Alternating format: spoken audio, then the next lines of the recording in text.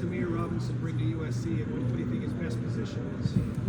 Yeah, we were excited to get Tamir. That was one of the kind of focus points of the spring portal window there for us, was trying to add a linebacker that had some experience. We knew we had some youth and some talent, but from a depth perspective, we were hoping to add one more guy there that had played some ball and maybe give us a little bit more of a sure thing in terms of an impact this year. So I'm excited to see him. Obviously had a chance to watch him here this summer, watch him run around. He's a big physical kid. Has worked hard to learn our system and get to know our guys, and certainly bring some good experience to the table. So yeah, we're gonna work him. Get both at Mike and Will, give him a chance to get a little bit of burn and both and see where he best fits. But been impressed with him so far. Coach, how do you see this defensive identity? How you envision it? How do you see it coming to fruition? What are some of the steps that you guys are taking as a coaching staff to ensure that happens this season? Well, I think it is. It's really trying to graduate from, drastically improve to really being dominant. And I think that's been the message for our guys is from a mentality standpoint. It's like, be excited about the progress, but don't be near satisfied. And making sure that mentality is in every single thing that we do. And whether it's practice, whether it's workouts, it's making sure that the people that come in new to our program, the new defensive players, some of the new coaches, that they understand their role in taking this unit to the next level. Because I think the excitement is we all sense that opportunity. I mean, with the staff that we have, the players returning, the players we've added, the confidence that was built, like there's a real opportunity here to go do this. And I think not just our defensive coaches and our defensive players, our entire program's excited about that, because that's where you win championships. It is cliche, but it is true. That is absolutely where you win championships. And obviously the excitement is there, and now it's up to all of us to take it to the next level. If DJ can't play, which we unfortunate, who's the next man up in the guard? Well, I mean, I think that could come about obviously a lot of different ways. We were really pleased with Mike Emanuelos the second half of spring. Really, it's kind of the first time in his career at USC where he's been able to stay healthy and have some continuity, and he got better quickly. Tobias Raymond gives us some, for sure, position flexibility.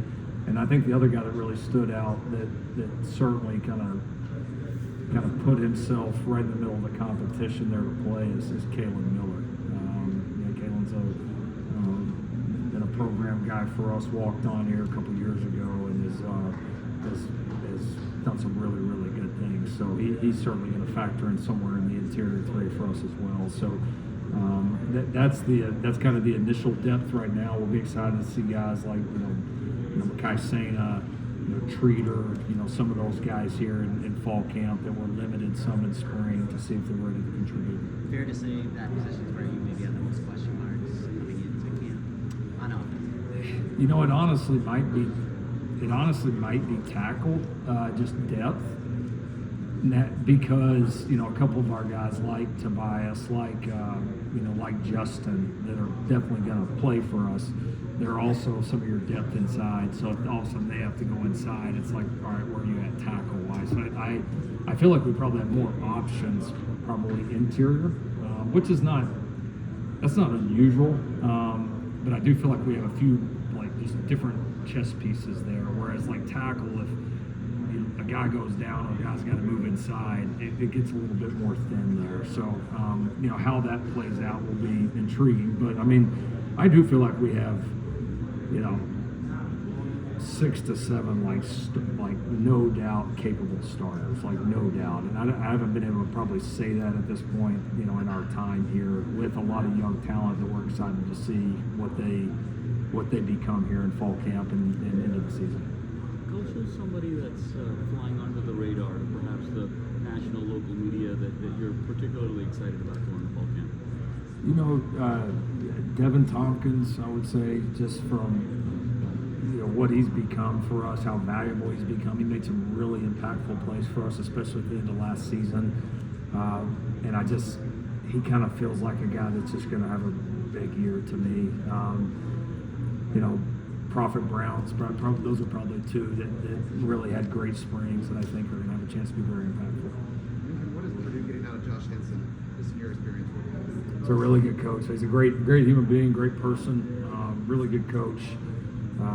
Not a surprise that somebody would hire him as a play calling OC. It doesn't surprise me at all. It's a really good hire. Knows offense. Yeah, obviously strength is in the line play, but has plenty of experience with the skill as well to be able to marry it all together. Yeah, he'll be great for that staff. Be great for Barry. He did an awesome job for us. I'm happy for him, and it'll be kind of weird being on the opposite sideline week 3. Speaking of that, that's venue you haven't been at, and it's been a couple of Rose Bowls long past, but how much excitement is there when you get these new opponents, these new matchups, because of your kind of infancy in the Big Ten Conference? Yeah, it's exciting. I mean, that's one of the fun parts is going to these different places, playing these different people, and going to some of these places that our staff and our players have never been. So, it'll be first Big Ten game. Be a lot of excitement around it, and we're looking forward to the challenge. Coach, Jamal Jarrett's listed at 360 pounds on the updated roster. Was that the plan to beef him up more? Yeah, he might be a cheeseburger or two ahead of that right now. He's a big dude, and like some guys you'd be concerned at that way, but honestly, Jaws, the way he's built, it's pretty unique. He's a massive human being, man, and he's done a good job. He's an eager kid.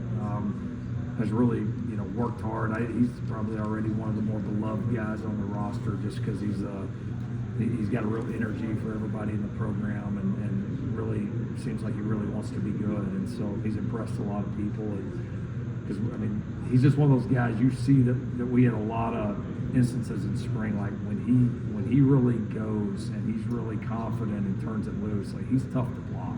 He's gonna be tough to block for a lot of people, just because his size, the power that he can generate is pretty unique. So yeah, he's definitely a part of that revamped interior that I know there's just watching our offense and defense compete in the spring, you felt the impact of our interior guys more than in years past.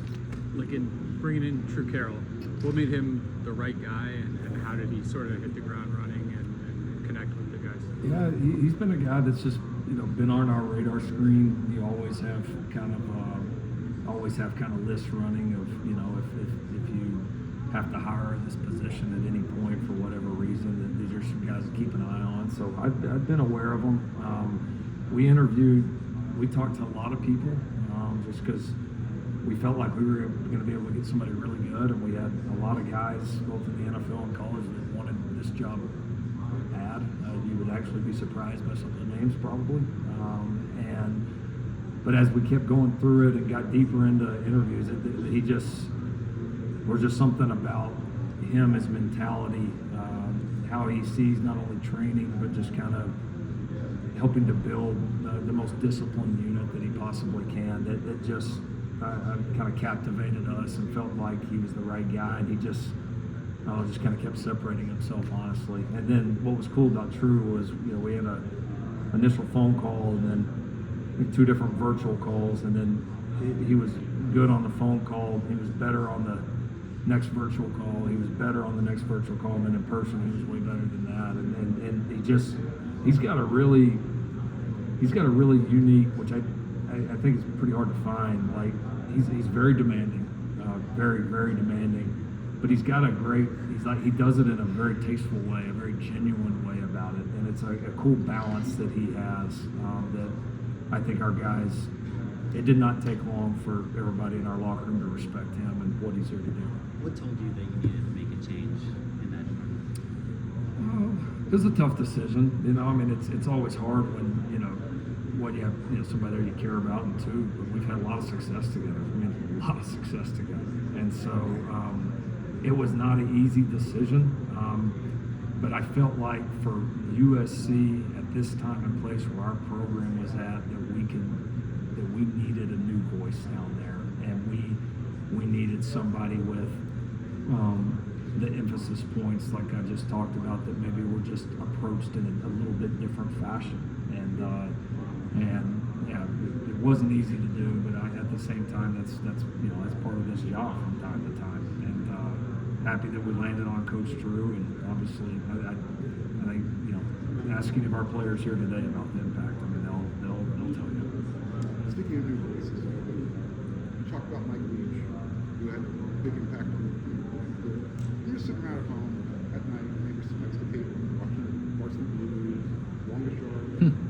What are some of the plays you say, oh, you know what, that looks like interesting, maybe we should do that?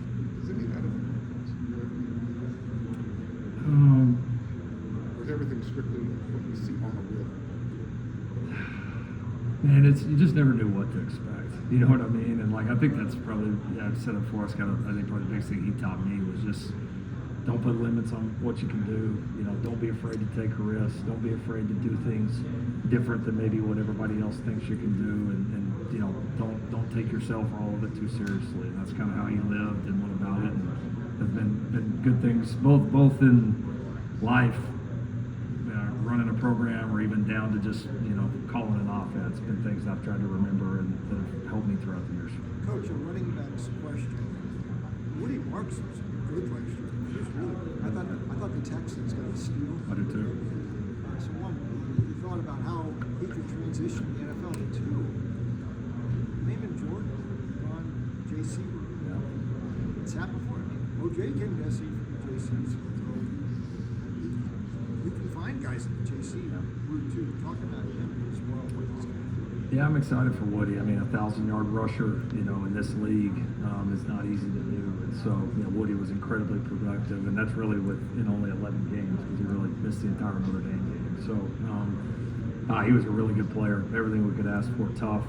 I know the Texans love him, and they should. So they've actually got two of my former guys. So I'll be rooting for that run game. Wayman was a little bit of a late find. We'd taken one portal back in Eli Sanders, who we love, and we were pretty content on being done, maybe getting one more young guy, and then Wayman came across our radar screen from a former contact in the business, and we watched him and we said, look, we may not necessarily need the number, but this guy's a good enough player. Like we're gonna. Sometimes you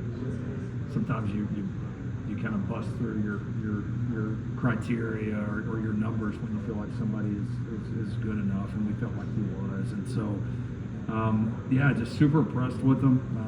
He made an impact right away in spring. I think he's a very versatile back. He's got a lot of production behind him. He was the JUCO National Player of the Year, and I think the junior colleges have, in the world of transfers, are a little bit more under the radar than they used to be.